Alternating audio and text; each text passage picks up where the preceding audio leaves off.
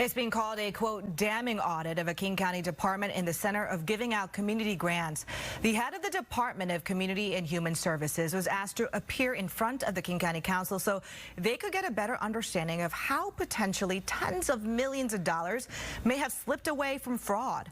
Although the King County auditor and council members are not directly accusing DCHS of fraud, some are blaming the lack of oversight and guardrails in place that allowed waste and abuse to happen. The head of DCHS, Kelly Ryder, was asked if the current administrative resources are at the right level to achieve what council members expect out of the department. I do not believe that the past administrative expenses that we have paid and the level of staffing has been sufficient. In the past few years, as we have ramped up our contracting, as we have expanded the number of providers and ensured that we are reaching communities that were previously under and insufficiently served, we have not had sufficient financial and compliance staff to keep up, let alone provide the proactive support that those agencies need to ensure that their documentation of their expenses is sufficient for our government.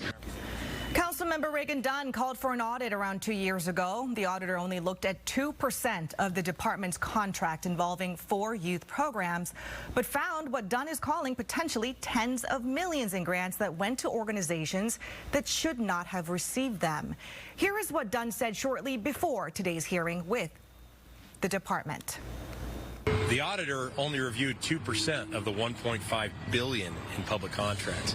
If the auditor reviewed the other 98%, they'd find a lot of other mistakes and wrongdoing. One of my colleagues is sponsoring a full audit of all 100% of the contracts. So we'll see. My goal today is not to destroy the county's grant program. It's to reform it. I'm deeply troubled by the fraud, allegations of waste, abuse within the grant system, and it's the worst audit I've ever seen, and so we have got to take action.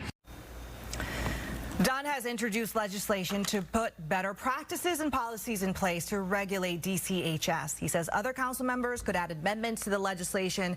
There is also a call from some to audit all contracts under the department, as you heard.